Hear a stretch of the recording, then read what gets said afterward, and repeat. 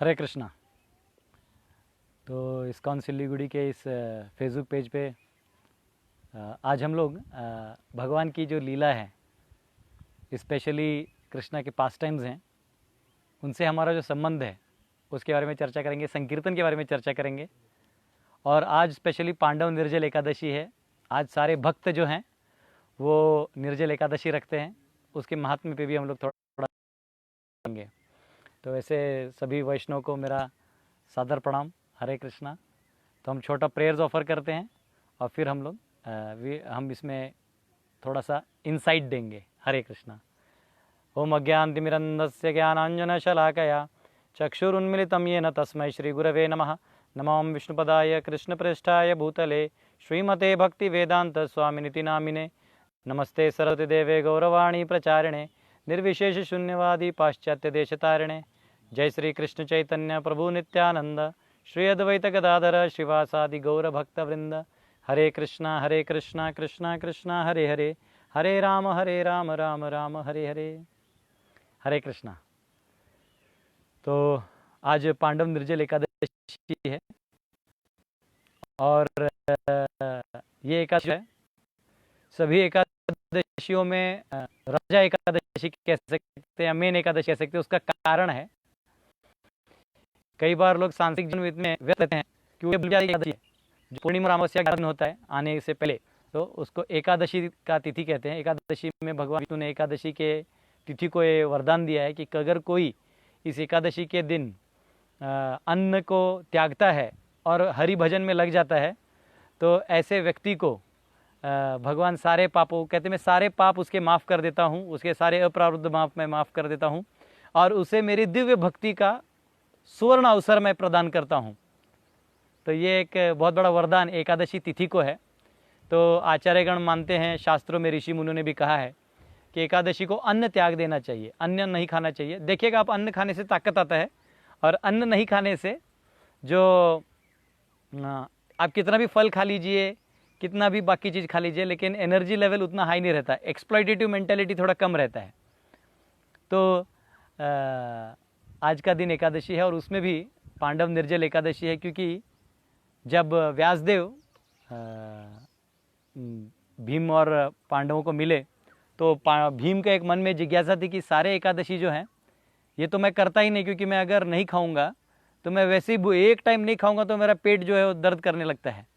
तो इससे अच्छा है तो मैं तो दोनों टाइम खाता हूँ और मैं हर एकादशी खाता हूँ, अन्न भी खाता हूँ।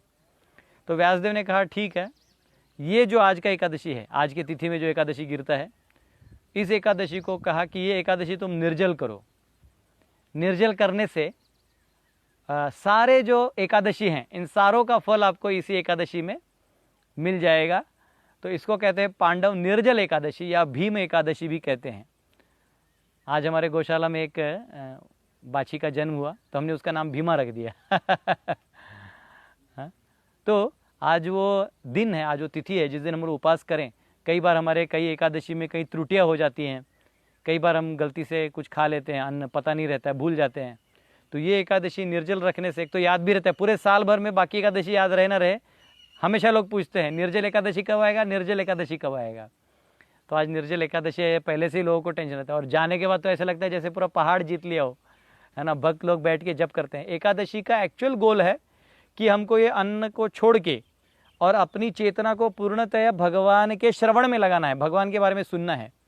तो ये इस्कॉन सिल्लीगुड़ी के पेज बहुत सुंदर काम है कि भगवान के बारे में सुनने का मौका आप सबको मिलता है।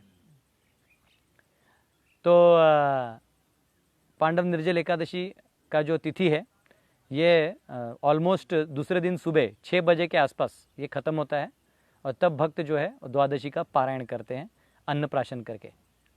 हरे कृष्णा। तो आज हम और चर्चा करेंगे, ये हो गया पांडव निर्जल एकादशी। वैसे इस स्टोरी में बहुत इंट्रिकसीज हैं, लेकिन उस स्टोरी को चर्चा करने से अच्छा है कि हम हमारा समय कथा में व्यतीत करें। तो आज जो मैंने टॉपिक दिया था टेस्टिंग कृष्णस सेपरेशन, और यहाँ भी मैंने एक टाइटल दिया है कि कृष्णा का सेपरेशन, उसका एक्सटेसी आप कैसे एक्सपीरियंस कर सकते हैं। तो हम सब जीव जो है ये भगवान के एक्चुअली ऑलरेडी अंश हैं। हमारा स्वाभाविक स्वभाव है कि हम भगवान से, हमारा रिश्ता प्रेम वाला रिश्ता है।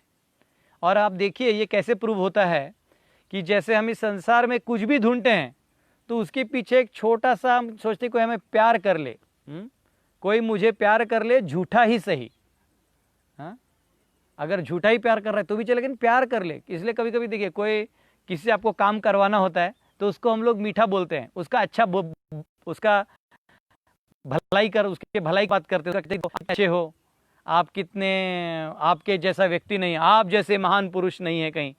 ऐसा बोल देने से वो व्यक्ति गदगद हो जाता है, उसको लगता है कि ही लव्स मी, वो मुझे मानते हैं, तो वो उस व्यक्ति के लिए वो लोग मतलब कुछ भी करने को तैयार हो जाते हैं।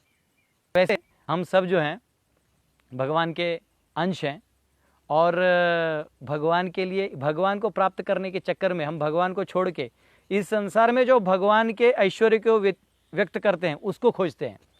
जैसे कोई अमीर व्यक्ति है, बहुत पैसे वाला, धनवान है, तो जो ही वो गाड़ी से उतरता है तो हम उसका फोटो लेते हैं, उसको मिलना चाहते हैं, और उसको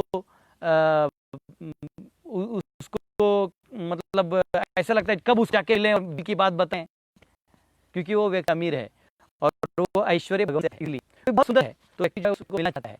क्यों? तो क्योंकि सुंदर जो है वो भगवान से वो दिखता है। तो ये फर्क है, ये हमको समझना चाहिए कि हम जो इस संसार में ऐश्वर्य खोज रहे हैं वो ऐश्वर्य एक्चुअली भगवान में है। तो हम जो प्रेम भी खोज रहे हैं वो एक्चुअली स्वभाव, हरे कृष्णा, थोड़ा इंटरप्शन हो गया था। तो स्वभाव है जीव का प्रेम करना, और इस प्रेम में, ये जो प्रेम है ये कोई नॉर्मल लड़का लड़की वाला प्रेम नहीं है, ये प्रेम है longing for many many lives. हम बहुत सारे जन्मों से केवल भगवान को प्राप्त करने के लिए प्रयत्न कर रहे हैं। आप देखिएगा किसी का अगर हत्या होता है तो डर जाता है, मत मारिए मत मारिए। वो इसलिए कहता है क्योंकि एक्चुअली आत्मा कभी मरता नहीं, उसे मरने का एक्सपीरियंस नहीं है। तो जब उसको कोई दबाता है तो उसको अननेचुरल एक्सपीरियंस वो सोल को होता है। हाँ?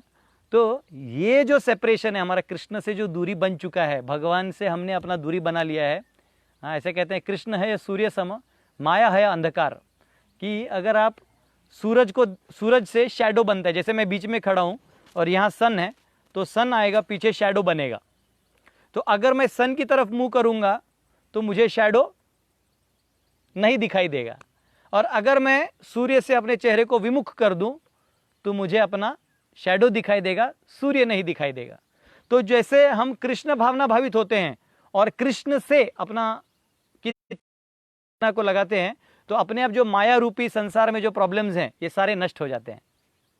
और इसको लगाने के लिए ये विधि बताया गया है, हरेर नाम हरेर नाम हरेर नाम एव केवलम कलौ नास्ति एव नास्ति एव नास्ति एव गतिरन्यथा। कि कलयुग में और कोई दूसरा उपाय नहीं है सिवाय हरि नाम के। जब आप हरि नाम लेंगे तब आप भगवान से अपने संबंध को जोड़ लेंगे, और आपके हृदय में जैसे कोयला होता है ना, कोयला, तो उसके ऊपर राख जम जाता है। तो गांव में प्राय लोग क्या करते हैं, चूल्हे को और फायर लगाने के लिए उसको फूंकते हैं ताकि वो आग जो है बाहर आता है। वैसे हमारे हृदय के अंदर जो है इतने सारे अनर्थ से, बादलों से घिरा हुआ है, जैसे बादल से सूर्य घिर जाता है, वैसे अनर्थों से हमारा मन जो है वो घिरा हुआ है। इन अनर्थ यानी जो अर्थपूर्ण चीज़ नहीं है, जो वैल्यूएबल नहीं है, उन इच्छाओं से हमारा मन घिरा हुआ है। और जो एक्चुअली वैल्यूएबल चीज़ है उसे हम घिरे हुए ही नहीं हैं, उसे हम देख ही नहीं रहे हैं। जो वैल्यूएबल चीज़ है कृष्ण, उनको तो हमने छोड़ दिया, और जो नॉन वैल्यूएबल है, तो ये बहुत बड़ा क्या कहते हैं उसको, मतलब एक हमारा उपलब्धि से हम वंचित रह रहे हैं, अपने आप को वंचित कर रहे हैं। तो हमको अपने इन उपलब्धियों से वंचित नहीं रहना है। हाँ, स्वाभाविक ही प्रेम है हमारा भगवान से। तो इस हरे कृष्ण कीर्तन करने से क्या होता है, चेतो दर्पण मार्जनम भव महादावाग्नि निर्वापणम श्रेय कैरव चंद्रिका वितरणम विद्यावधु जीवनम आनंदाम्बुधिवर्धनम प्रतिपदम पूर्णामृत स्वादनम सर्वात्मस्नपनम परम विजयते श्री कृष्ण संकीर्तनम।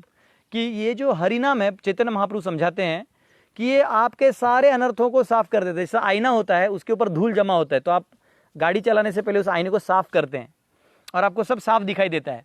वैसे ही संसार में आपकी दृष्टि भोग इच्छा से दब चुकी है, लेकिन जब आप महामंत्र लेते हैं तो ये भोग प्रवृत्ति हट के सेवा प्रवृत्ति बढ़ जाती है, और हम भगवान के प्रति स्वाभाविक रूप से आकर्षित हो जाते हैं। तो ये जो संकीर्तन यज्ञ है ना, कई बार लोग बोलते हैं प्रभु जी हमको रासलीला सुनाइए, आमाची का रासलीला बताओ, बहुत लोग इच्छा करते हैं। लेकिन रासलीला सुनने का जरूरत क्या है? ये संकीर्तन आंदोलन भी तो रास ही है। ये संकीर्तन आंदोलन कैसे रास है? तो रास में भगवान कृष्ण सेंटर में होते हैं और सभी गोपियां भगवान की सेवा में रहती हैं और प्रेम करती हैं। तो हम भी भगवान के विरह में यहां भगवान के नाम के साथ हम लोग जुड़े हैं। हम भगवान के नाम के साथ जुड़े हैं और भगवान के नाम के साथ जुड़ के हम जो है भगवान की सेवा में लगे हुए हैं। ये एक सेपरेशन वाला फीलिंग है। रासलीला में क्या होता है? राधा रानी जो है सभी गोपियों को कृष्ण के पास आगे करती हैं। और यहाँ क्या होता है? एक भक्त जो भगवान के पास, भगवान के नाम से जिसका हृदय भर चुका है, वो क्या करता है? वो और लोगों को लाता है और इस संकीर्तन से जोड़ता है। सेम प्रोसेस, वही चीज। कई बार हम भक्त लोग अपने स्वभाव को बदलने में लग जाते हैं। अपने स्वभाव को बदलने में कोई जरूरत ही नहीं है। एक बार एक व्यक्ति था, वो कलिंगड़ बोलते हैं जिसको, बंगाली में क्या बोलते हैं आई डोंट नो, वाटरमेलन बोलते हैं इंग्लिश में, जिसमें गर्मी के समय में आता है। तो वो तरबूज, वो क्या कर रहा था? वो तरबूज लेके कैच करके उसको नीचे पीछे से डाल रहा था। कैच करता था ट्रक से नीचे रख रहा था, एम्प्लॉय था, ऐसे ट्रक लेके पीछे डाल रहा था और बराबर लगा रहा था। जब बराबर सब लगा रहा था तो ट्रक में सारा स्टैक करते गया और जर्मन प्लेयर्स ने उसको देखा कि भैया ये तो बहुत अच्छा कैच करता है, कहीं भी बॉल को रोक लेता, कहीं भी वाटरमेलन को रोक लेता, बॉल तो आराम से रोक लेगा। तो उनको गोलकीपर चाहिए था, तो उन्होंने इसको ट्रेनिंग दिया और गोलकीपर बनाया। और जब एक समय मैच के समय आया तो उसने जंप मार के बॉल तो पकड़ा लेकिन पीछे फेंक दिया। आदत। तो कई बार हमारे आदतें होती हैं, ये वैसी नहीं जाती। तो आदतें आप बदलने के चक्कर में मत रहिए, क्योंकि वहाँ हो सकता है फुटबॉल खेलते वक्त आपको आदतें बदलने पड़े, लेकिन भगवान की सेवा में आदतें बदलने से अच्छा है कि हमारा जो चेतना है इसको बदले। विकास तो करना है, आर्थिक विकास, सामाजिक विकास, ये सब अपने आप भी होते रहते हैं। आप नहीं भी करेंगे तो कोई और करेगा, लेकिन चेतना का विकास, आपके अपने चेतना का विकास आपके सिवाय और कोई नहीं कर सकता। तो ये जो भगवान के प्रति प्रेम है, ये सेपरेशन जो है हमारा, हम दूरियां बना के रख चुके हैं, इस सेपरेशन में हम महामंत्र के द्वारा भगवान से अपना संबंध जोड़ सकते हैं। और अन्य मंत्रों से ये महामंत्र अलग है। क्यों अलग है मैं आपको बताता हूं। अन्य मंत्रों में जो अन्य मंत्र हैं, जिसमें हरे कृष्ण, अन्य मंत्र जो ओम नमो नारायणाय है, तो इसमें आप वैकुंठ लोक तक ही जा सकते हैं। ओम नमो भगवते वासुदेवाय, इसे आप वैकुंठ लोक तक ही जा सकते हैं। ओम नमः शिवाय करेंगे तो आप सदाशिव लोक तक ही जा सकते हैं। ओम गणपते नमः कहेंगे तो गणेश जी के स्वर्ग तक ही जा सकते हैं। लेकिन हरे कृष्ण महामंत्र से आप टॉप मोस्ट गोलोक वृंदावन तक जा सकते हैं। और उतना ही नहीं, अन्य मंत्रों को गाने का एक ही मीटर है। जैसे ओम नमो नारायणाय ऐश्वर्य मंत्र है, तो इसको गाते हुए लोग कहते हैं ओम नमो नारायणाय, एक ही इसका मीटर है। लेकिन हरे कृष्ण मंत्र को आप अलग अलग राग में अलग अलग फीलिंग के साथ उस मंत्र को गा सकते हैं, और वो अलग अलग भाव को भी तैयार और जन्म देता है।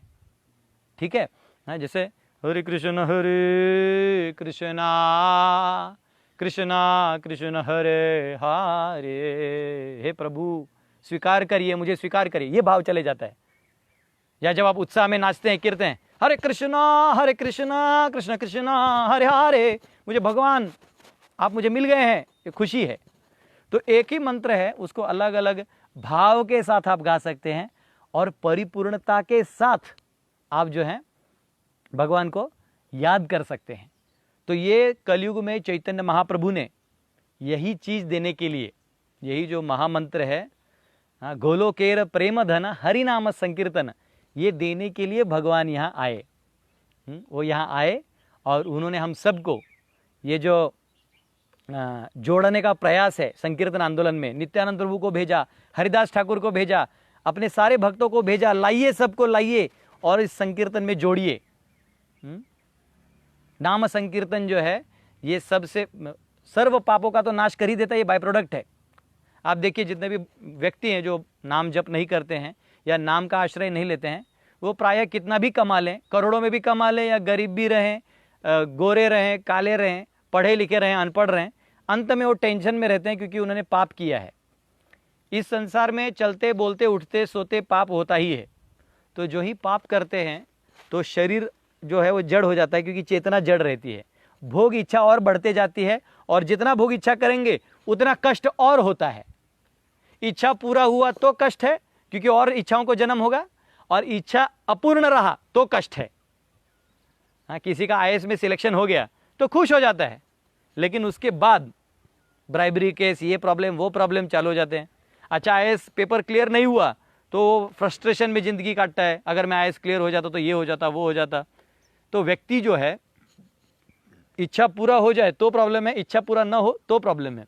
तो भौतिक इच्छा करने से अच्छा है कि हम आध्यात्मिक रूप से भगवान के इच्छा में अपनी इच्छा को मिला दें। ईशोपनिषद में ये कहा गया है, ईशावास्यमिदं सर्वं यद किंच जगत्याम जगत तेन त्यक्तेन भुंजिथा मागृध कस्य स्विद्धनम। क्या इसमें ईशोपनिषद में दधायन ऋषि और अथर्वण ऋषि के बीच में ये संवाद है। तो वो कहते हैं कि ईशावास्यम इदम सर्वम, ये सारा संसार जो है भगवान का है, ईश्वर का है। यद किंच जगत्याम जगत, इसमें आपका भी थोड़ा कोटा निकाल के रखा है। तो आप चिंता मत करो कि आपका खाना कहाँ से आएगा, अगर मैं काम नहीं करूँगा, मैं सिर्फ हरि नाम ही लेते रहूँगा तो ये मुझे खिलाएगा पिलाएगा कौन। ये चिंता नहीं करना चाहिए भक्तों को, क्योंकि उसका चिंता भगवान स्वयं करते हैं। हाथी से लेके चींटी तक का खाना, रोज का खाना, हर मील का खाना उसको मिल जाता है, तो आपको क्यों नहीं मिलेगा? आप तो मनुष्य योनि में हैं। तो कई बार हमको लगता है कि अरे हम चिंता करते हैं और हमारा सारा जीवन इसी में लगा देते हैं कि पैसा कमाना है, पैसा कमाना। अभी लॉकडाउन आ गया है, टेंशन में है, बारिश आएगा, खाना चाहिए, ये चाहिए, वो चाहिए, हम उसी में लगे हैं। लेकिन थोड़ा भी समय निकाल के हम भगवान के लिए अगर न दें तो फिर ये करके भी फायदा नहीं, क्योंकि 100 साल जी भी लें तो फिर बाद में वापस तो जन्म लेना ही है, फिर वही चक्कर चलेगा। शंकराचार्य कहते हैं, प्रभु मुझे निकालिए इस चक्कर से। पुनरपि जननम पुनरपि मरणम पुनरपि जननी जठरे शयनम यह संसारे बहुदुस्तारे कृपया पारे पाहि मुरारे। हे मुरारी, मुझे इस चक्कर से निकालिए। ठीक है, ये एक बहुत बड़ा अचीवमेंट है। अगर कोई अपने इस स्थिति को समझ के इस महामंत्र के माध्यम से जुड़ जाए तो वो उसका जीवन का सबसे बड़ा उपलब्धि है। और चैतन्य महाप्रभु यही देने के लिए आए थे। हाँ, उन्होंने जगाई मधाई का उद्धार कर दिया। वो स्टोरीज तो अपने बंगाल में तो सबको मालूम ही है ना। तो ये हम सबका उद्धार करने के लिए आए हैं। ये समय है जब भगवान ने अपना लव ऑफ गॉडहेड का लॉकर खोल दिया है, तो हमें वो स्वीकार करना है। और इस दुनिया में रहते वक्त हमको 2 प्रिंसिपल्स को याद रखना है, जो चैतन्य महाप्रभु ने रघुनाथ दास गोस्वामी को बताए थे। उन्होंने कहा, be of this world, be in this world but not of this world. आप इस दुनिया में रहिए, जब तक आप हैं, शरीर है तो आप तोड़ के तो जा नहीं सकते, प्रारब्ध छोड़ नहीं सकते। तो तब तक आप इस संसार में पति हैं, पत्नी हैं, माँ हैं, पिता हैं, दादा हैं, दादी हैं, बेटा हैं, बेटी हैं, शिष्य हैं, गुरु हैं, जो भी आपका रोल है उस रोल को आप प्ले करिए, आप रोल में जीवन व्यतीत करिए। और जीवन व्यतीत करने के बाद आप क्या करिए? अंदर से भगवान को स्मरण करते रहिए। Live in this world but not of this world. अपनी चेतना को यहां मत लगाइए, अपने शरीर को यहां लगा कर रखिए, ताकि लोग ये समझे कि हाँ आप भी यही हैं और आपको तकलीफ ना दे। और आपकी चेतना जो है भगवान के हरि कथा में, श्रवणम, कीर्तनम, विष्णु स्मरणम, पाद सेवनम, इन सब में हमको अपना चेतना लगाना है। हमारा समय यहां लगाना है, हमारा विश्वास शास्त्रों पे लगाना है। तो ये फर्क है। तो ये एक मौका है, मनुष्य योनि एक मौका है, उसमें चैतन्य महाप्रभु अवतरित हुए हैं। कौन महाजन पाठाइया दिले तुम्हें, कौन से महाजन आपने भेज दिए मेरे उद्धार के लिए? हे प्रभु, आप मेरा उद्धारी करने के लिए। ए मन दुर्मति संसार भीतरे पड़िया चेनु आमी, तब निज जन कौन महाजने, तब निज जन कौन महाजने पाठाइया दिले तुम्हें। आपने कैसे मेरे उद्धार के लिए, मेरा मन जो इस दुर्मति संसार में लगा हुआ है, और आप मेरे उद्धार के लिए सब लोग इतने संतों को, आचार्यों को आपने भेजा है, तो मुझे इसका आस्वादन करना चाहिए।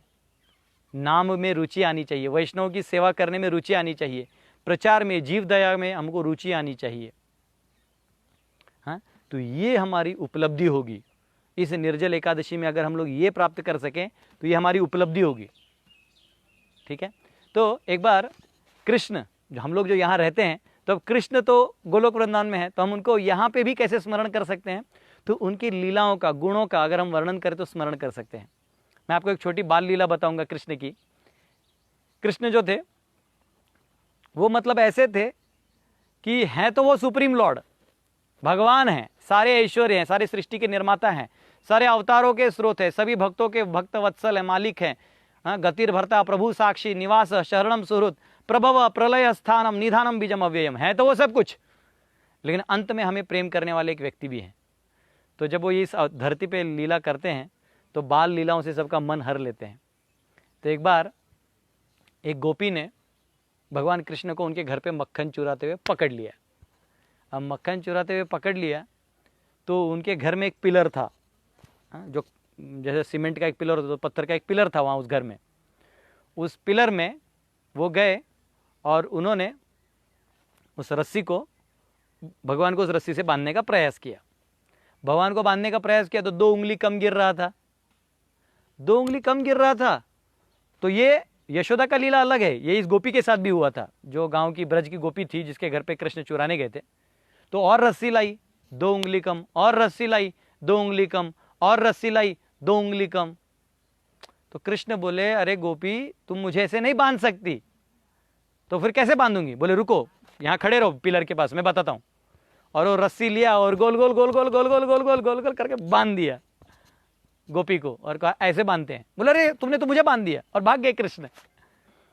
तो ये ऐसे लीला करके चित्त हरि बंशीधारी, भगवान चित्त हर लेते हैं। भगवान ने गोपियों के कपड़े नहीं चुराए थे, भगवान ने चित्त चुरा लिया था। चित्त चोर कहते हैं। भगवान सब नॉर्मल चोर क्या करता है? पैसा चुराता है, बटुआ चुराता है, प्रॉपर्टी चुराता है, टैक्स चुरा लेगा, बैंक में से पीछे से अकाउंट में से पैसे चुरा लेगा, लेकिन ये सब तो कमाया जा सकता है। लेकिन एक बार कोई चित्त चुरा ले तो उसको कमाना बड़ा मुश्किल होता है। तो भगवान का नाम है चित्त चोर। तो भगवान का हम दिल चुराना चाहते हैं, लेकिन भगवान ऐसे आपके ऐसे कार्य करने से ही आपको वो चुरा लेते हैं। ऐसे Prabhupada ji nectar of devotion भक्ति रसामृत सिंधु में वो कहते हैं कि आप भगवान से कुछ भी मांगिए, पैसा मांगिए, धन दौलत मांगिए, आप कुछ भी मांग लीजिए, वो दे देंगे, ले लो जाओ तथास्तु। लेकिन भक्ति मांगिएगा तो बहुत टेंशन में आ जाते भगवान। बोलते अगर मैंने इसको भक्ति दे दिया तो इसका तो ये सांसारिक जो इसके आसक्ति हैं सब खत्म हो जाएंगी, और दूसरा है कि फिर मुझे इसके बारे में 24 घंटा टेंशन लेना पड़ेगा।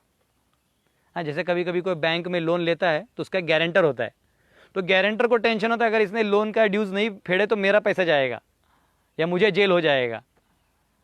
तो ये एक टेंशन होता है। तो यहाँ पे भगवान जो सोचते हैं कि अगर भक्त को मैंने एक्सेप्ट कर लिया और इसका भक्ति को मैंने दे दिया, इसको भक्ति प्रदान कर दिया, तो फिर इसके आगे पीछे मुझे दिन रात इसके सेवा में रहना होगा। तो वो देने से पहले बहुत परीक्षा करते हैं, देते हैं लेकिन बहुत परीक्षा लेते हैं। इसलिए भक्तों को परीक्षा देते वक्त भाग के नहीं जाना चाहिए। कई लोग आधे में ही भाग जाते हैं कि नहीं अब मैं जो है सेवा नहीं करूँगा, मुझसे अब नहीं होगा, ये मेरे साथ ऐसे अन्याय हो गया, मेरे को ऐसे कैसे कह दिया, मैं तो ग्रेट डिवोटी हूँ। तो ऐसे नहीं सोचना चाहिए, अपने आप में घमंड नहीं रखना चाहिए कि मैं बहुत बड़ा आदमी हूँ। हमको अपने आप को नम्र भाव से, चैतन्य महाप्रभु कहते हैं प्रणादपि सुनीचे न तरोरपि सहिष्णुना अमानी न मान देना कीर्तनीय सदा हरि, कि जो तृण की समान नम्र है, विनम्र है, और जो तरोरपि सहिष्णुना, पेड़ की तरह सहिष्णु है, वो व्यक्ति ही केवल इस हरि नाम को सदा जप सकता है। वरना अगर कोई बहुत घमंडी है, पाखंडी है, तो उसके लिए कुछ दिनों में ही भौतिक इच्छाएं आके उसका चित्त हर लेंगी। नाम का एक ताकत क्या है, अन्य विधियों में जो व्यक्ति है वो सारे पापों से प्रायश्चित करेगा तो पाप से मुक्त हो जाएगा, लेकिन पाप करने की प्रवृत्ति वैसी बची रहती है। लेकिन नाम की शक्ति है कि वो पाप का फल भी तो निकाल देती है और पाप करने की प्रवृत्ति को भी निकाल देती है। तो नाम में ये शक्ति है। इसलिए जब अजामिल की कहानी आती है तो अजामिल की कहानी में आपने सुना, उन्होंने एक ही बार पुकारा नारायण, अपने बेटे नारायण को पुकारा, और नारायण को पुकारते ही विष्णुदूत आ गए, जबकि उसने पुकारा अपने बेटे को था।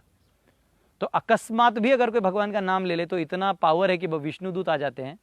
तो अगर हम वैष्णव बने, अगर हम भक्त बने, भगवान का नाम लें रेगुलरली, मुझे लगता है हमारे प्रभु जी कीर्तन करते हैं, राधा माधव सुंदर जी का मंदिर से दर्शन भी आप लोगों को मिलता होगा। हाँ, हमारे यहाँ तो गुरुकुल है, हमारा कुटीर है, आपको पीछे दिख ही रहा होगा, पीछे का गेटअप से, है ना, यहाँ कुटीर है। तो हम लोग इस लाइफ में रह रहे हैं।